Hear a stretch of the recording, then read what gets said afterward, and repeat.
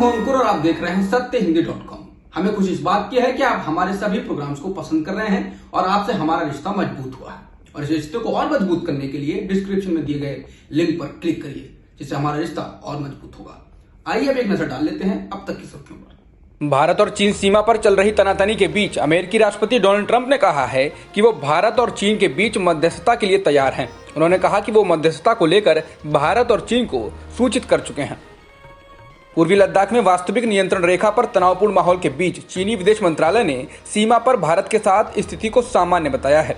चीन के विदेश मंत्रालय ने कहा कि हमें कभी भी अपने मतभेदों को अपने रिश्तों पर हावी नहीं होने देना चाहिए। हमें इन मतभेदों का समाधान बातचीत के जरिए करना चाहिए।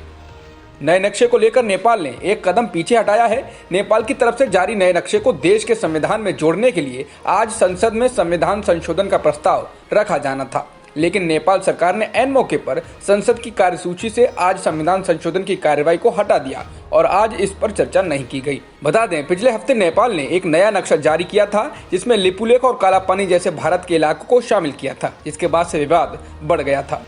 भारत और नेपाल के बीच उपजे सीमा विवाद के बीच पाकिस्तान के प्रधानमंत्री इमरान खान ने भारत को पड़ोसी देशों के लिए खतरा बताया है। इमरान खान ने भारत की केंद्र सरकार को फिर एक बार हिंदूवादी फासीवादी सरकार बताया।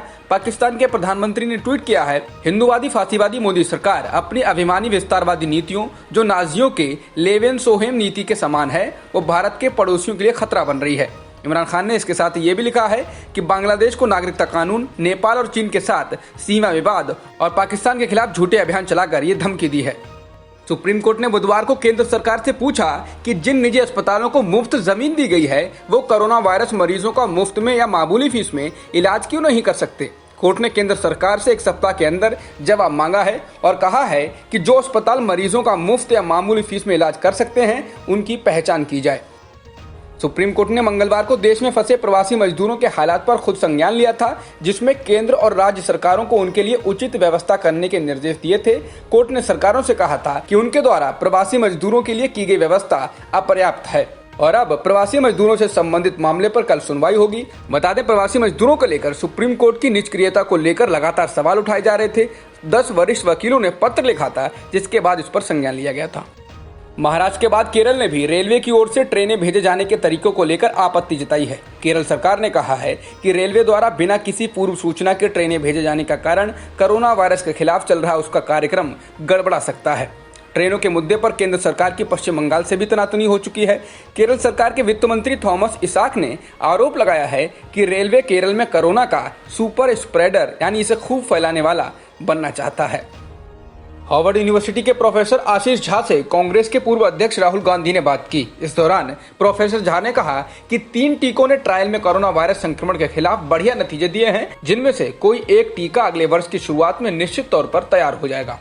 राहुल गांधी से बात करते हुए प्रोफेसर जोहान गिसेके ने कहा कि एक गंभीर लॉकडाउन बीमारी से अधिक मौतों का कारण बन सकता है। उन्होंने कहा कि अगर भारत पूर्ण लॉकडाउन रखता है तो अपनी अर्थव्यवस्था को बर्बाद कर लेगा। इसके साथ ही उन्होंने कहा इस बीमारी के लक्षण बहुत हल्के होते हैं, ज्यादातर लोगों को तो यह पता भी नहीं चलता।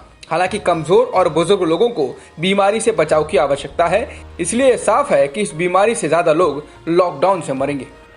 राहुल गांधी द्वारा लॉकडाउन को फेल बताए जाने को लेकर केंद्रीय कानून मंत्री रविशंकर प्रसाद ने बुधवार को पलटवार किया है। प्रसाद ने कहा कि लॉकडाउन का हमें ये फायदा हुआ है कि हमारे वहां संक्रमण रुका है और मौतें कम हुई हैं। उन्होंने कहा कि प्रधानमंत्री मोदी कोरोना के मामले में फ्रंट फुट पर खेल रहे हैं। इसके साथ ही उन्होंने कहा कि सबसे पहले लॉकडाउन पंजाब और राजस्थान ने किया और इसको बढ़ाने का फैसला भी इन्हीं सरकारों ने किया। उन्होंने सवाल पूछा कि लॉकडाउन को लेकर क्या राहुल गांधी की बात उनकी पार्टी की सरकारें भी नहीं मानती हैं। भारत में बीते 24 घंटों में 6,387 संक्रमण के नए मामले आए हैं और 170 लोगों की मौत हुई है। इसके साथ ही देश में अब तक कुल संक्रमित होने वालों का आंकड़ा 1,51,676 हो गया है, जिसमें से 64,425 लोग ठीक हो चुके हैं और 4,337 लोगों की मौत हो चुकी है। फिलहाल एक्टिव मामले 83,004 हैं।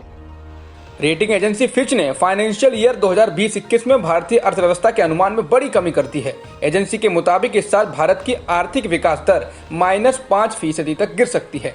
इससे पहले अप्रैल में फिच ने 0.8% की ग्रोथ का अनुमान लगाया था। दूसरी तरफ रेटिंग एजेंसी क्रिसिल ने चेतावनी दी है कि भारत में आजादी के बाद चौथी मंदी आने वाली है और ये अब तक की सबसे भयानक मंदी होगी। महाराष्ट्र में कोरोना संकट के बीच सियासी अफरा तफरी भी जारी है। इसी के चलते आज मुख्यमंत्री उद्धव ठाकरे ने सहयोगी पार्टियों की बैठक बुलाई। इस बैठक में शामिल होने के लिए शिवसेना, राष्ट्रवादी कांग्रेस पार्टी और कांग्रेस के नेता पहुंचे। बता दें, इससे पहले शरद पवार कह चुके हैं कि महाराष्ट्र सरकार पर संकट नहीं है, लेकिन इसको गिराने की पूरी कोशिश की जा रही है। दुनिया भर में कोरोना वायरस से संक्रमित लोगों की संख्या 56,09,079 हो गई है और 3,50,958 लोगों की मौत हो चुकी है। इसके अलावा करीब 24 लाख से ज्यादा लोग ठीक हो चुके हैं। न्यूजीलैंड की सरकार ने बताया है कि उनके यहाँ अस्पतालों में अब कोरोना वायरस संक्रमण का कोई केस नहीं है। न्यूजीलैंड को कोरोना के खिलाफ एक सफल मॉडल के तौर पर देखा जा रहा है। वहाँ के स्वास्थ्य विभाग ने बताया है कि कोविड-19 के अंतरिम मरीज को भी कल यानी मंगलवार शाम को अस्पताल से छुट्टी दे दी गई और अब किसी अस्पताल में कोविड-19 का मरीज नहीं है। अमेरिका कोरोना से सबसे ज्यादा प्रभावित देश है। यहाँ कोरोना संक्रमित लोगों की संख्या 16,81,212 हो गई है, जबकि मरने वालों का आंकड़ा करीब 99,000 पहुंचने वाला है। संक्रमण के लिहाज से ब्राजील दुनिया का दूसरा सबसे अधिक प्रभावित देश है। यहाँ संक्रमण के मामले 3,91,000 से अधिक हैं और मरने वालों की संख्या भी 24,500 से अधिक है। रूस में संक्रमण के मामले 3,62,000 हैं और संक्रमण के लिहाज से रूस तीसरा देश है। यहाँ मरने वालों की संख्या तुलनात्मक रूप से कम है। रूस में मरने वालों की संख्या 3,807 है। अब तक की खबरों में इतना ही। बाकी खबरों के लिए बने रहिए सत्यहिंदी.com के साथ।